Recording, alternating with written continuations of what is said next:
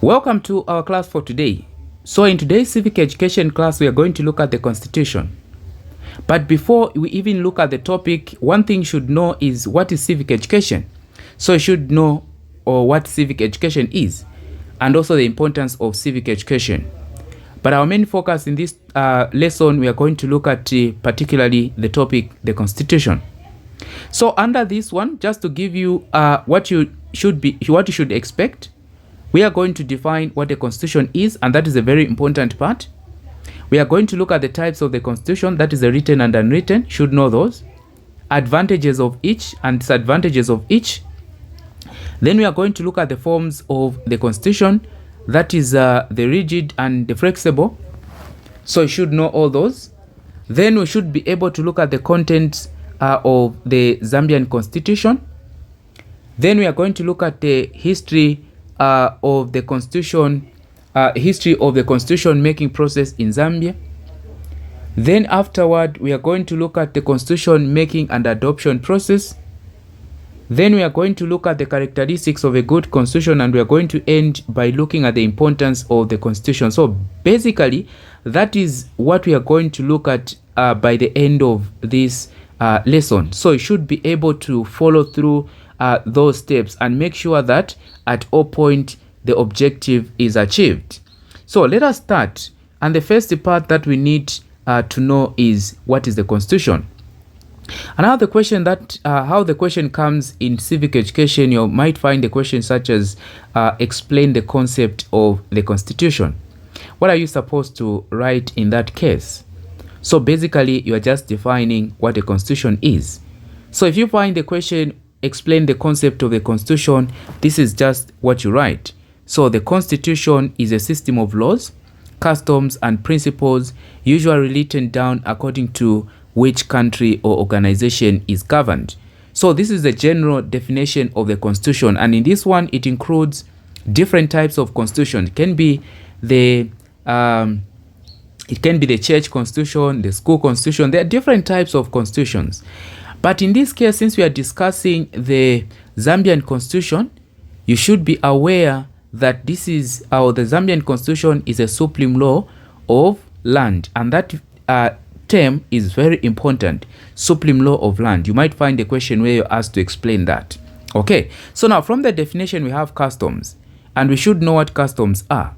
So customs, in the case you find a term customs, what it means, these are just accepted traditions and habits of the people in the society. So this is what you write about customs. So refer to accepted traditions and habits of the people in the society.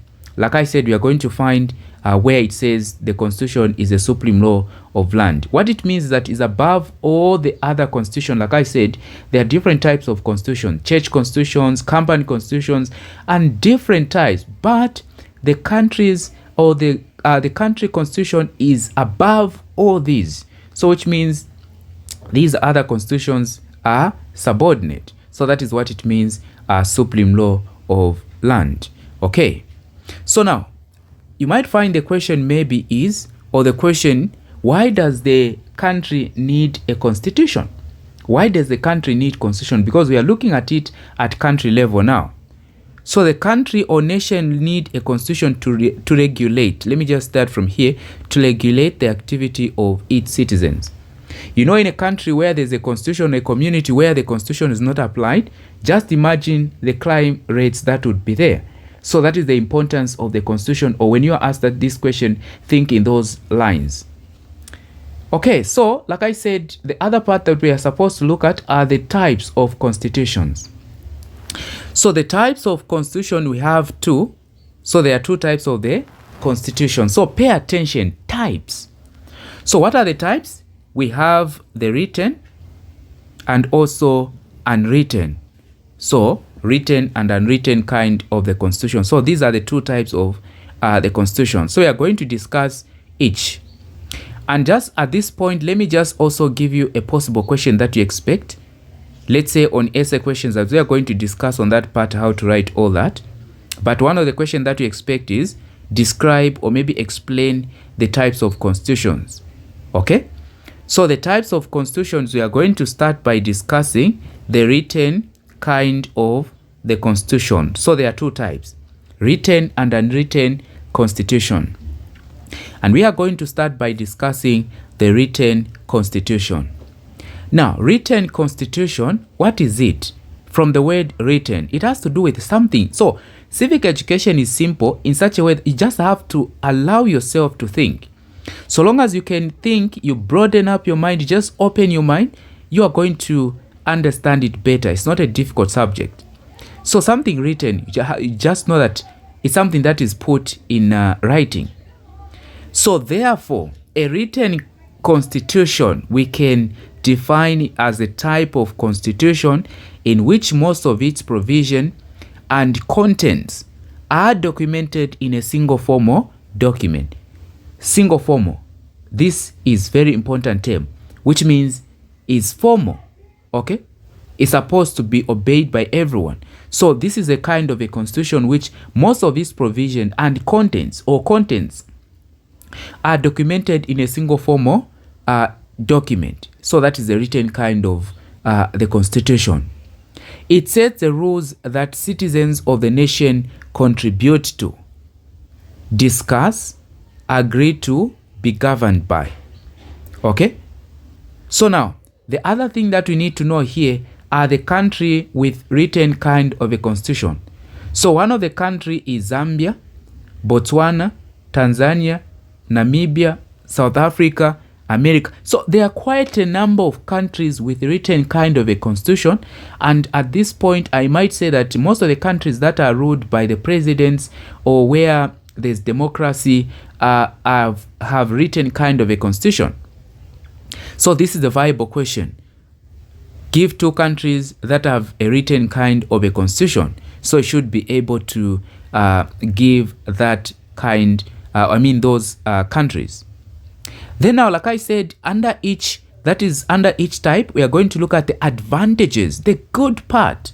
So advantages, we are just looking at the good part, or the good about, or the good thing about this kind of a constitution. So what are the advantages or the good things about the written kind of a constitution? One, it is usually drawn up with great care and consideration. Okay, so when coming up with this kind of a constitution, you consider all different angles in the society. You consider different social group, that is social status, race. You consider, all those things. So it is drawn with great care and consideration, and therefore it represents everyone. It is clear and definite.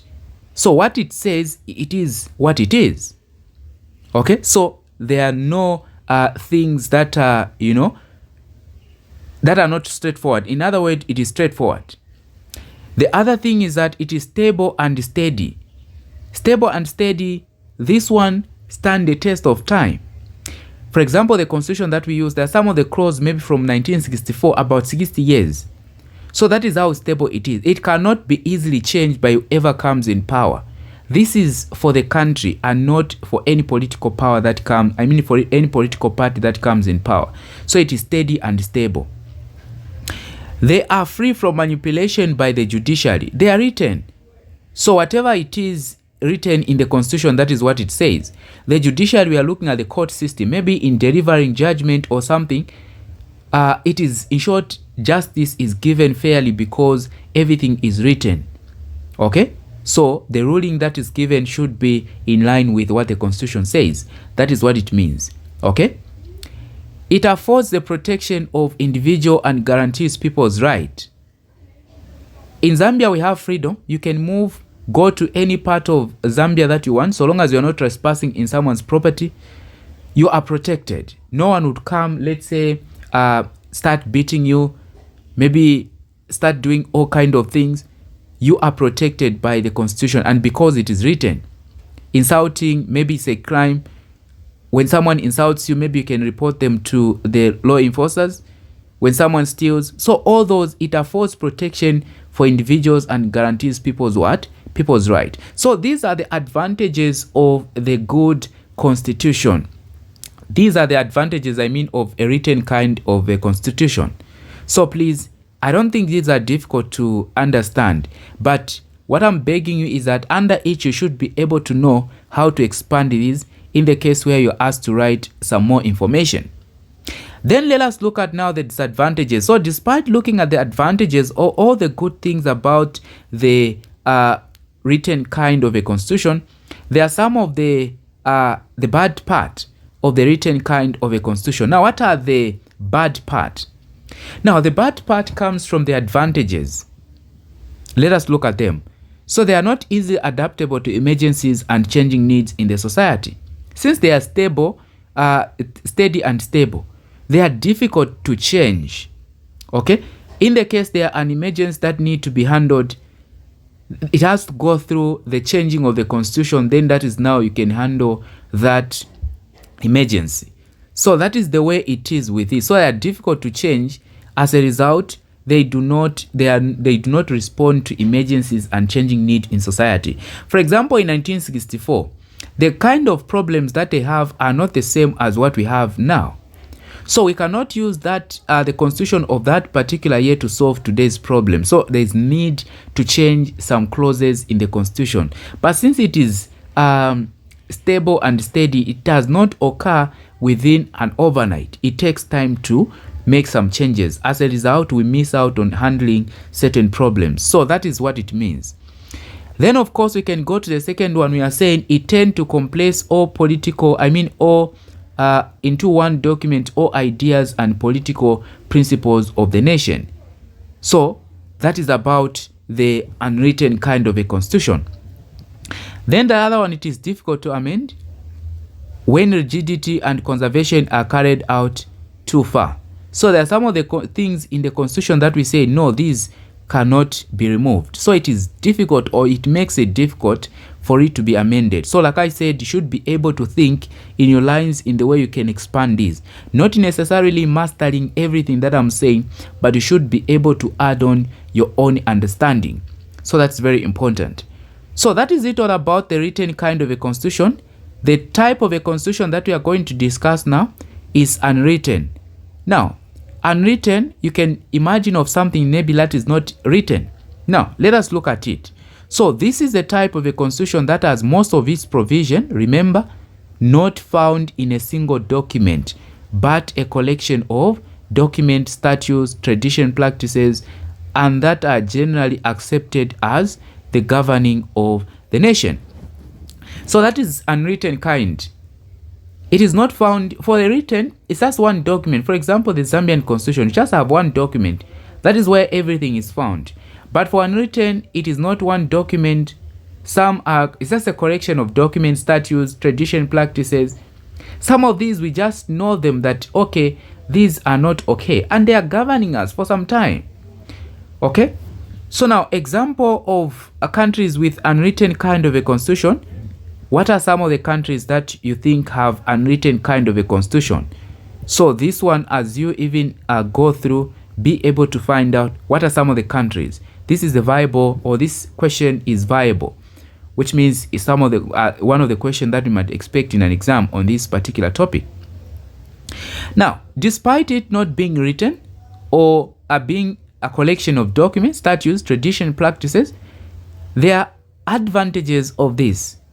So now at this point, I should mention that advantages of the written constitution are the opposite of the disadvantages of written constitution. Disadvantages, opposite, are the advantages of written. You can look at it that way. So it is easily adaptable to changing condition of dynamic society.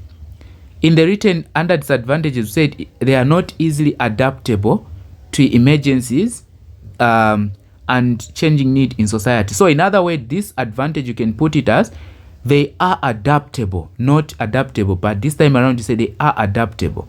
I hope I'm not confusing anyone. So anyway, it is easily adaptable to changing needs in society. So that is an advantage. Okay.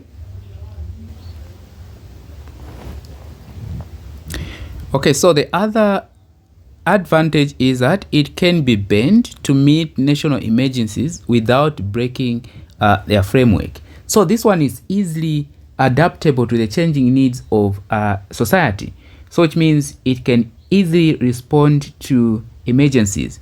It provides legal means for satisfying popular passion and preventing revolution. So in the case we have a problem, let's say youth unemployment, this one can be able to meet the demand or means of satisfying, that is the popular, and preventing revolution, of course. So that is one of, or these are some of the advantages of the unwritten kind of a constitution. What about the disadvantages? Okay, so all these goods that we've talked about, this this kind of a constitution has also some drawback.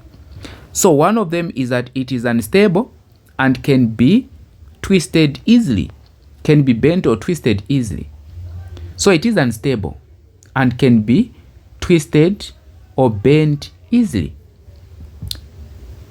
It can be changed or amended according to which individuals or political parties or parties' wishes and desire. So which means that whichever party comes in power can change or can make amendments to the constitution. Okay? It is vague, and because it is vague because it is unclear. So in other words, this one is unclear and indefinite. The written, remember we said it is clear and definite, but for this one it is unclear and indefinite. Okay? Then it requires high degree of political consciousness in order to understand it among the people. It is taken for granted that it exists even though it is not written. And finally, it can easily be manipulated by the judiciary. Now, under the written one, I said it cannot be manipulated by the judiciary because everything is written. But for this one, it can be manipulated by the court system because not all things are written. Okay, so it can be interpreted by whoever is maybe in charge. So that is what it means. So all these, you need to know them. So these are the types of the constitution, advantages and disadvantages. Let us now have a look at the forms. So please, you should be able to distinguish or to differentiate between the forms and the types. You might find a question that is asking you to explain about the forms of the constitution or the types. So you should be able to know which one is a type, which one is or which ones are forms. So also there are two forms of the constitution, that is the flexible and rigid. Two forms of the constitution, we have flexible and rigid. Now let us start with flexible. So flexible, from the English, flexible is to be more like soft or easy. So in other words, this is a form of a constitution that can easily be amended. So these naming according to how easy the constitution can easily be amended. So the flexible constitution is a kind of a constitution that can easily be amended or changed by the majority of eligible citizens without calling for a referendum. Okay, so can easily be amended. Now here we've mentioned of the term referendum, and this term you need to know it in the case of terms that come where you need to define the terms or explain the terms. Referendum is one of the terms that you need to know. What is a referendum? So a referendum is that situation where citizens are asked to vote yes or no to an important national issue, such as voting whether to abolish death sentence or not. So that is a referendum. So election can be called where, or during general election, the referendum, we can vote for a referendum alone.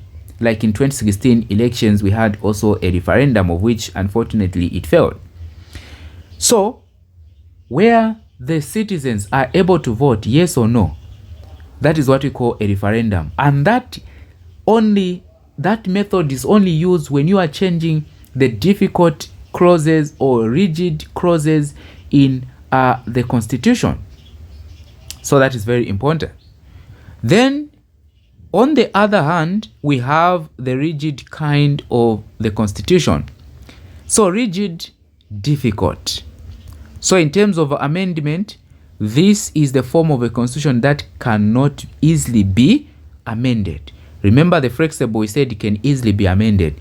But for this one, cannot be easily amended.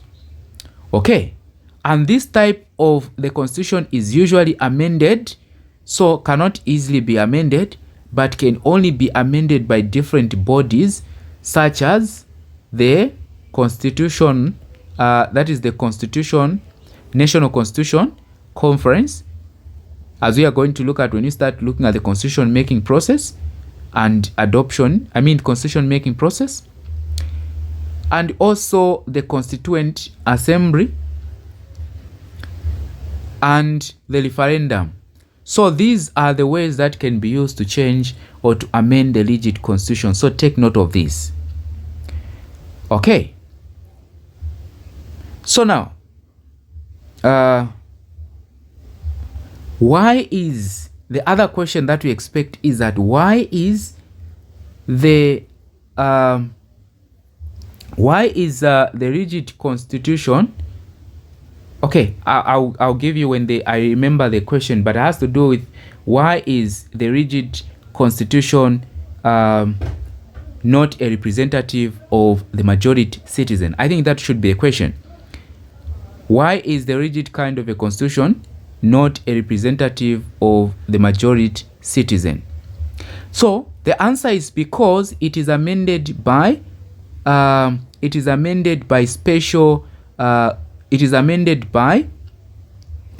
special bodies which have special status than ordinary institutions such as the parliament. So because it is amended by the National Constitution Assembly, the Constituent Assembly, and the referendum, which have special status in than ordinary institutions such as the parliament. I guess you've gotten the question. Okay, why is the rigid kind of a constitution not the representative of the majority? And the answer, it is because, so just say because because it is amended, by, so we say by, then you start National Constituent Assembly, then you skip this part, then you can talk of the Constituent Assembly, then the referendum, then you add which have special status than ordinary institutions of parliament. I guess that question, you get it. Then of course the other thing that you should be able to understand is the structure and the content of the Zambian constitution. Okay, so the content and the structure and the content of the Zambian constitution. So this is the part that I'm going to leave up to you. This that you are seeing is the old one, but the Zambian constitution starts with a preamble, and you need to know what a preamble is. Okay, among the terms that you need to know, one of them is the preamble, and perhaps what the preamble of the Zambian constitution states. The preamble is just the introduction to the document. Okay, that is the preamble. Now, what does the Constitution of Zambia, what is the preamble? The preamble is this one, that is the introduction. We, the people of Zambia, by our representative, okay, so we, the people of Zambia, by our representative, assembled in our parliament, having solemnly dissolved to maintain Zambia as a sovereign democratic republic, that Zambia shall forever remain unitary, indivisible, multi-party and democratic sovereignty state, do hereby enact and give ourselves this constitution. So this is what you're going to find as the introduction of the Zambian constitution. Then when you go to the structure and the content, though this is the old one that I'm using, so please, you should be able to know the content and the structure. And of course, this one I'll leave up to you. So just scrolling slow so that when you reach this part, you can just stop it and of course read everything, then move to the next part, okay, until you are done. So this is the content of the Zambian constitution, content and structure. You should know this table very well. But my many focus now, after looking at the forms of the constitution, is to look at the history of the constitution making process in Zambia. So now, one thing that you should know is that from 1964, that is when Zambia got independence, Zambia has had 5 constitution review commission to look at the constitution. Now, before Zambia got independence, or at independence, Zambia inherited the certain kind of a constitution. And one of the questions that we expect is that what is the name of the constitution that Zambia inherited at independence? And it was called the Northern Rhodesia, the Northern Rhodesia Self-Government Constitution. And it was called so because it was meant to favor the white settlers. So that is the reason why it was called the Northern Rhodesia Self-Government Constitution. I've seen such a question in the past papers. So this is one of the things that you need to know. Okay, so now we are saying from 1964 to 2016, Zambia has had 5 constitution review commission. Okay, so CRCS, we are going to refer to the constitution review commissions. Now, let us start. And you need to know these in order. So under each constitution review commission that we are going to look at, one, you should know the name, the year, and the recommendation, where the recommendation adopted or not. Okay, what were some of the things under the recommendation? So those are the things that we are going to discuss under each. So the first one was the Chona Constitution Review Commission. And I should mention that this Constitution Review Commission, they were named after the chairman of the commission. That is from 4 of them, except the 2016. So if you hear of the Chona, which means the chairman was Chona. Okay, so Chona Constitution Review Commission of 1972. So you know the Constitution Review Commission in full. Don't just write Chona, because some of you you tend to be lazy in terms of writing, so you just write Chona. No, you have to write Chona Constitution Review Commission of 1972. Now, under this Constitution Review Commission, what were the recommendations? Like I said, you need to know the recommendation. So this recommended the introduction or the establishment of one-party state, or introduction of one-party state. As you know, when Zambia got independence, there were several parties. In short, it was multi-party. But at some point, that is in this particular year, there was a recommendation that Zambia become one-party state, and that is 1972. Now, what does this mean? This meant that all other political parties were banned and were not allowed to exist. Only one party at that particular time, it was the National United Nation Independence Party, which is the UNIP, that was in power. So only was the only party to exist. So one-party state, establishment of one-party state meant that all other political parties were banned and formation of political party was illegal. Only one party was in power. Only one party was to exist, and that is the UNIP, which is the national, that is United Nation Independent Party. By then, President Kenneth Kaunda, was the president. Okay, so that is what it meant. And these recommendations were adopted in 1973. So the recommendation was in 1972, and the adoption was 1973. So to recommend is just more like you tell them, okay, this is what we want. And now adopting, you say, okay, yes, we can go ahead. So what it meant that Zambia became one-party state. And that particular time, that was the beginning of the Second Republic. So that's very important. Now, the Constitution allows the bans of the formation of the political party, does not encourage free electoral participation, and infringes on the people's right and freedom, such as the freedom to association and freedom to conscience. Now listen, you might find the question is that which Constitution Review Commission limited the rights of citizens? It was the Chona Constitution Review Commission because it infringed on the right of citizens. That is in terms of freedom of association and conscience. People were not given chance to choose leaders based on the party that they want. But there was only one party, which means there was no any other options. So I guess you get that. That question, you find it in the past papers. I've seen it before. And the second one was the Mvunga Constitution Review Commission of 1991. The Mvunga Constitution Review Commission of 1991. So take note of the years.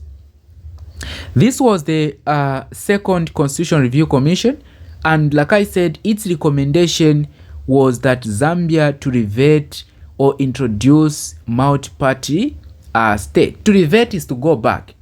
Like I said, in 1964, Zambia wasn't one-party state. There were other political parties that existed. Only in 1973, and that is when Zambia became a one-party state. So now in 1991, there was a recommendation, that is the Mvunga Constitution Review Commission, recommended that Zambia to go back to multi-party state where other different political parties can exist. That was the recommendation. And of course, the recommendation were adopted, and that marked the beginning of the Third Republic. Zambia became a multi-party again. And you need to know the activities that happened in this particular year. One of the historical part that we can look at is that in this particular year, one of the major political party was formed. That is the Movement for Multi-Party Democracy. In addition to that, you need to know also what was the venue that was used to the formation of this political party. So very important, all that information, it need to be at the fingertip. So very important. Then we have the Mwanakatwe Constitution Review Commission of 1995. The Mwanakatwe Review Commission of 1995, so which means the chair was Mwanakatwe. Okay, so now under this one, what was the recommendation? And by the way, this was the third. The recommendation in this particular Constitution Review Commission, the main recommendation was the Constitution was the parentage. So the recommendation was parentage of the person contesting for presidents. So parentage of persons contesting for presidents of Zambia. Okay, now what did it mean? So it recommended that only one person whose parent, or only a person whose parent was whose parent were born in Zambia could be eligible to stand as a president. So at this particular time, Chiluba was in power. Okay, Chiluba was in power. Okay, so now only the person whose parent were both Zambian could stand as a president. Now, KK lost power to Chiluba, and KK wanted to come back to the political scene. So to bar KK from standing as a president, as a result, the constitution was amended. I mean, the amendment of this constitution was mainly to bar KK or Kenneth Kaunda from standing as a president, because his parents were not both Zambian. So automatically he was disqualified. So that is what really happened in this Constitution Review Commission. Then the fourth one that we can talk of is the Mungomba Constitution Review Commission, of which the recommendations remain unknown. But what I would ask you is that find out what were the recommendations in this Constitution Review Commission. What were the recommendations? So find out what were the recommendations. And of course, I might say that were not adopted, but we need to know what were the recommendations. Then we have the fifth one, which is the Constitution Amendment Act number 2 of 2016. So this was the final, or this is the latest Constitution Review Commission that we had. And this Constitution Review Commission was made up of experts. And this is the reason why it was not named after any other person. So it was made up of experts, and some of the recommendations were include running mate, dual citizenship, and also 50+1% for one winning the general elections. So 3 of the parts that we can recognize here. So we have running mate, dual citizenship, 50+1, and that is 50+1, 50% plus 1 for the person standing for presidents. Now, what does it mean? So running mate, it means that each political party is contesting in the general elections. They need to choose, of course, there's one standing or representing the party as a president in the case they win, but also required that one choose the running mate. Running mate is the person that they are going to go with in an election. In the case where the party wins, that person becomes the vice president. In the past, or the electoral system that we use in the past, the president, after there was only one person contesting as a president, then after winning election would choose the vice president among the loyal members within the party. Then also dual citizenship.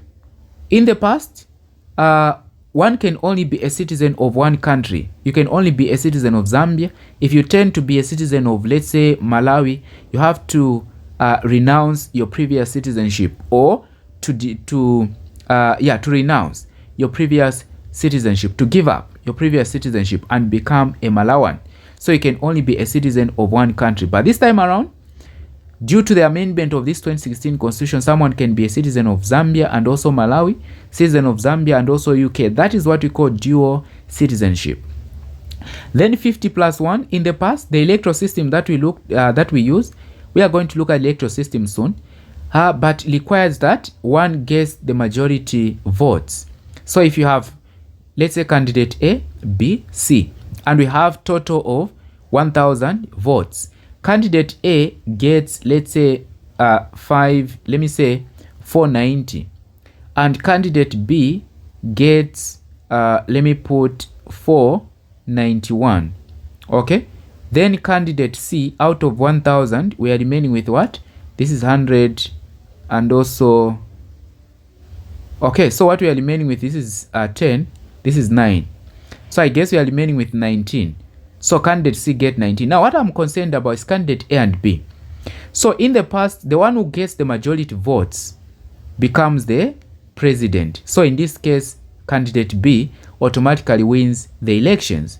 Okay? But if you were to add for A and B, you find that most of the people rejected candidate B. Okay? Because the number of people that reject candidate B, if you add 19 and 190 to be somewhere 5, that is 509 or something. So, but this time around, someone required to get 50% plus 1 of the 1,000 here. So 50% to be 500, then plus 1%. Then this other can be shared by these two, but this one emerges as a winner. I guess you've gotten that. I'll get to explain in detail as we get to electoral systems. So that is it, what we need to look at in terms of the constitution making process history. And now what we can look at is the constitution making and adoption process in Zambia. So how is the constitution making and adoption process? So now, so the constitution making process or adoption process, we are saying is a legally acceptable process which the country uses to make a supreme law of land. Okay, so the legally accepted process that a country can use to make its constitution.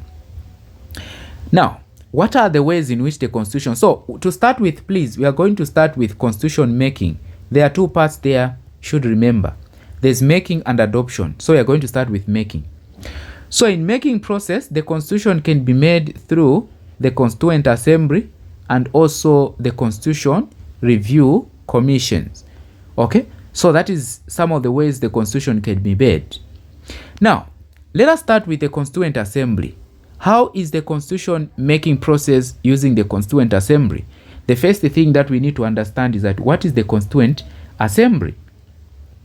So the Constituent Assembly is just a body of representatives elected by respective interest group, that is to formulate, amend, and adopt the what? The constitution of the country. That is what we call the Constituent Assembly. And you will find the questions, sometimes they come where they've given already the definition of the Constituent Assembly, then you are asked what constitution making process was that. So in the case you find the question such as the body of representative elected by their, or the ways in which the constitution is made by the body of representative elected by their respective interest group to formulate, amend, and adopt the constitution is called, so this is called the Constituent Assembly. Now, this body of representative is chosen from the churches, learning institutions, trade unions, civil society organizations, student bodies, and also special interest group. That is where these are chosen. So that is about the Constituent Assembly.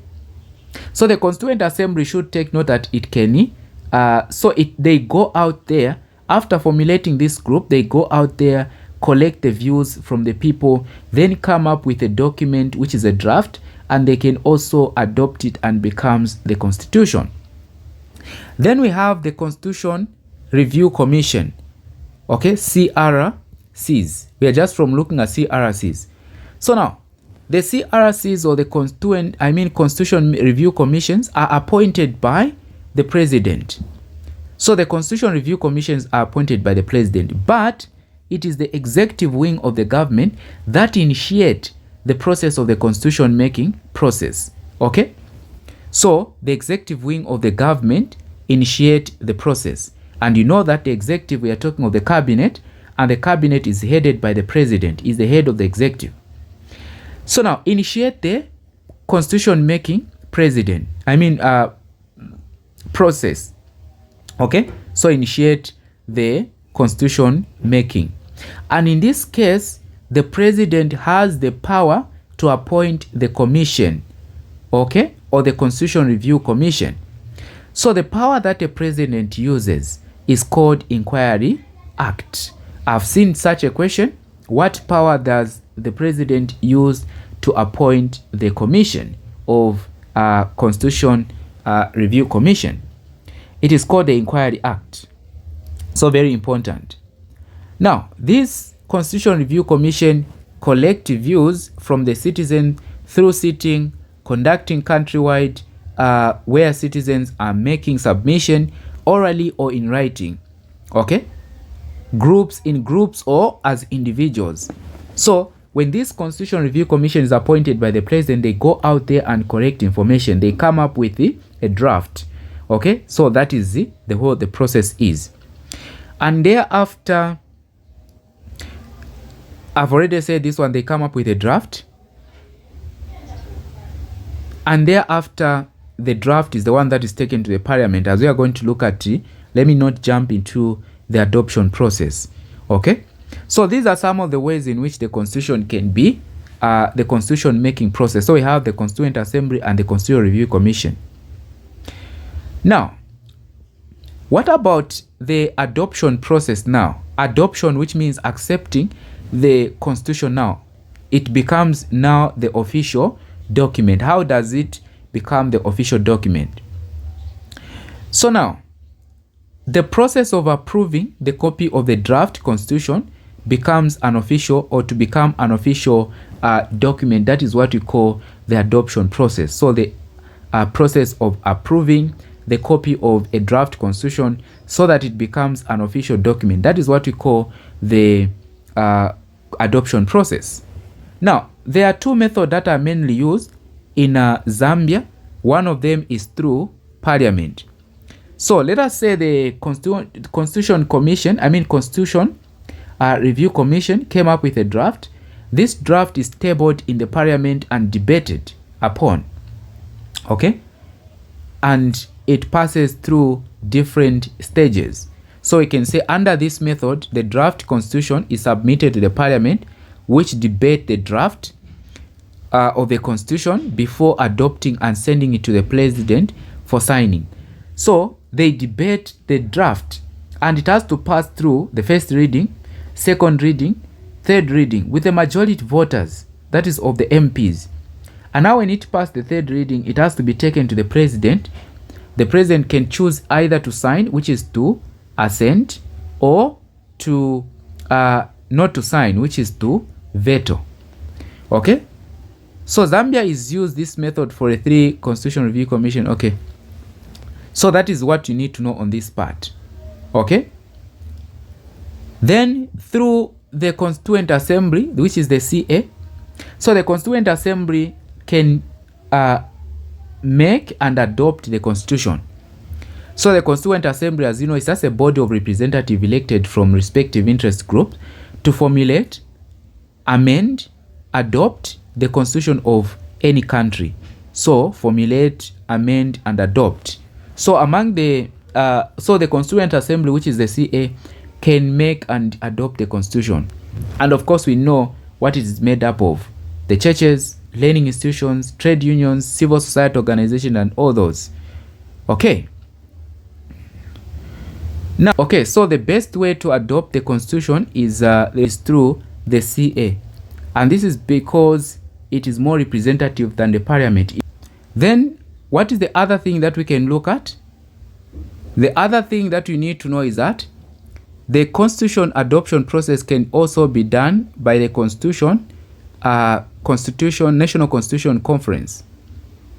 And the only difference from the Constituent Assembly is that this one, the adoption is done by the Parliament. Okay, so that's very important also to know. Like I said, we need to look at also the characteristics of the good constitution. So what are the characteristics? So one of the characteristics of a good constitution is that it must be clear, which means it must be written in the language that must be not too technical, or that is easy to understand by ordinary citizens, which means citizens that have not been to a law school. They have not been to a law school. So the terms used should not be too technical, should be easy and straightforward. That is what it means, must be easy. So that is one of the characteristics of the Constitution, must be clear. Then must protect the rights and freedom of the citizens. That is what the Constitution should do. It might protect its citizens, or it must serve the interests of the citizens. Must cater for interests of various groups in society. People with different color, social status, and all that must be catered in this Constitution. So it must protect also and respond to social, economic, and political need of citizens. It must be stable and stand the test of time, which means useful for a period of time, and must not easily be changed at the pressure of any party or president who comes in power. In short, we must guard the Constitution. It must be something that cannot easily be changed. It must be neither too rigid nor flexible, but encourage, it must not be too rigid to avoid changes or to prevent change, nor too flexible to encourage tampering with the basic principles. So that is how a constitution is supposed to be. You might find the question such as maybe explain the characteristics of a good constitution. That is what you basically need to do. And of course, I've done the video on how to present your essay questions. So please, that particular part, you should be able to find it because it's very important even as we go on in the learning. Then finally, we can look at the importance of the constitution. So what are the importance of a constitution? Now, to answer this question, just imagine in a society where there's no constitution, the lawlessness that will be there, the killing that will be there, the raping that will be there, the stealing that will be there, because there will be no one to, people will not be, in short, people will do whatever they want to do because they will not be regulated by anything. You remember the importance, the main reason for the constitution is to regulate the behavior of its citizens in the society. Okay, so one of the importance is that it set out the composition of the function or the wings of government. Wings of government that we have the legislature. So it set out who sits in the parliament in the case of the legislature. So what about in the executive wing? It also sets up who is the head of the executive, what makes up the executive wing. Also the court system, which is the judiciary, all that structure and all those constitutional. Okay, so it set out the composition and functions of the wings of government. These wings of government, they have different functions that they play, and of course they should be check and balance. Then it ensures democratic governance. Okay, It is constitutional to have elections every after 5 years in Zambia. So which means no one is supposed to say, okay, we are not supposed to have elections this time around. So that is what we say. It also continue, I mean, it ensures democracy, because democracy, it means choosing your own leaders. It gives equal opportunity for individual development. It is owned and guarded by the citizens. It promotes and protects the rule of law. It safeguards the fundamental rights and freedom of citizens. So that is what you need to basically know. So the whole of this marks the end of the constitution, but please make sure that you look at the content and the structure of the Zambian constitution, and also under the last review commission that we looked at, that is the 2016, you need to look at this review commission in detail. Who was the chairman of the review commission? What were the recommendations? So all these you need to know them. What was the name of the review commission? What were the recommendations and all that? You should be able to check out this. I'll send the question to help out with this part. Otherwise, we can end here. And of course, please, if you are interested in the online lessons, you can just contact the number 0976402563. If you want physical lessons, we are found in Lusaka near Kawata Primary School. Along 8th Street, right there. If you come through, you can just still get in touch for directions, and I can say we can end here and see you in the next one.